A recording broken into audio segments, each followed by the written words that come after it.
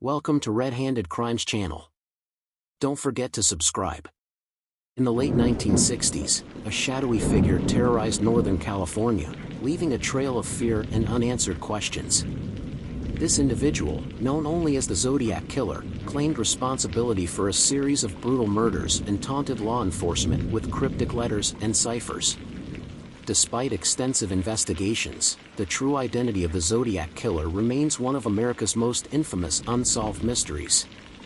The Zodiac Killer's reign of terror began on December 20, 1968, near Vallejo, California. High school students Betty Lou Jensen and David Faraday were on their first date, planning to attend a Christmas concert at Hogan High School. Instead, they visited a friend before stopping at a secluded spot known as a lover's lane on Lake Herman Road. Around 11:15 p.m., their bodies were discovered by a passing motorist. David was found next to the car, a bullet wound to his head, still breathing but unresponsive. He died en route to the hospital. Betty Lou was found lifeless, her body riddled with 5 gunshot wounds to her back. There were no witnesses, and the case quickly grew cold. Just over 6 months later, on July 4, 1969, the killer struck again.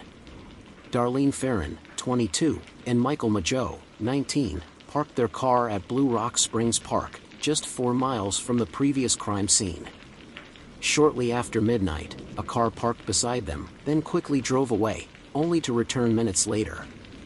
The driver exited the vehicle and approached the couple, shining a flashlight before opening fire with a 9mm handgun. Darlene was shot multiple times and died at the scene. Michael survived despite being shot in the face, neck, and chest. Approximately 40 minutes later, a man called the Vallejo Police Department, confessing to the attack and linking himself to the Lake Herman Road murders. The caller's voice was described as mature and devoid of accent, yet no leads emerged from this chilling confession. On August 1, 1969, the San Francisco Examiner, San Francisco Chronicle, and Vallejo Times-Herald each received an identical handwritten letter.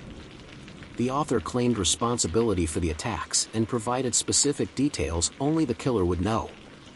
Each letter included 1/3 of a 408-symbol cryptogram, which the killer demanded be published on the front page of the newspapers, threatening a killing spree if his demands were not met. The cryptogram, when solved by a local teacher and his wife, revealed a disturbing message. The killer claimed to be collecting slaves for the afterlife and expressed a desire to kill. However, the cipher did not disclose his identity. On September 27, 1969, college students Brian Hartnell and Cecilia Shepard were relaxing by the shores of Lake Berryessa in Napa County. A man approached them wearing a hooded costume emblazoned with a white cross circle symbol. He claimed to be an escaped convict needing money and a car to flee to Mexico. Producing pre-cut lengths of plastic clothesline, he ordered Cecilia to bind Brian before tying her up himself. The assailant then drew a knife and brutally stabbed them both repeatedly. He walked calmly back to Brian's car, using a black marker to draw his symbol on the door, along with the dates of his previous attacks. Despite their grievous wounds, Brian survived. Cecilia succumbed to her injuries 2 days later. Later that evening, the Napa County Sheriff's Office received a call from a man confessing to the crime, placing the call from a payphone near the police station. 2 weeks later, on October 11, 1969, the killer struck in the heart of San Francisco. Paul Stein, a 29-year-old cab driver, picked up a fare in the theater district. The passenger requested a destination in the upscale Presidio Heights neighborhood. Upon arrival, the passenger shot Stein in the head with a 9mm handgun, took his wallet and keys, and tore a piece of Stein's bloodstained shirt. 3 teenagers witnessed the murder from a nearby house and called the police, providing a description of the suspect. However, due to a miscommunication, police officers responding to the scene were searching for a black suspect and inadvertently let the true killer, a white male, slip through their grasp. The killer continued to mock law enforcement and the public through letters sent to newspapers. In an October 13, 1969, letter to the San Francisco Chronicle, he included a piece of Paul Stein's shirt as proof of his identity. He threatened to attack schoolchildren and claimed responsibility for previous murders.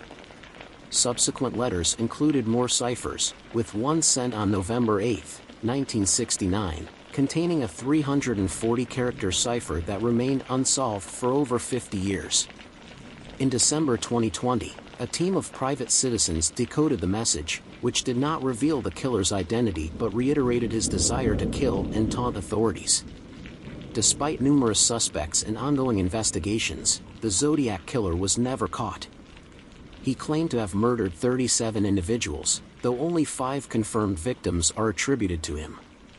The case remains open in various jurisdictions, and the killer's identity continues to elude both law enforcement and amateur sleuths. The Zodiac killer's chilling crimes and cryptic communications have left an indelible mark on American criminal history, serving as a grim reminder of the darkness that can lurk within the human psyche. In recent years, advancements in forensic technology and renewed public interest have led to new theories and potential leads.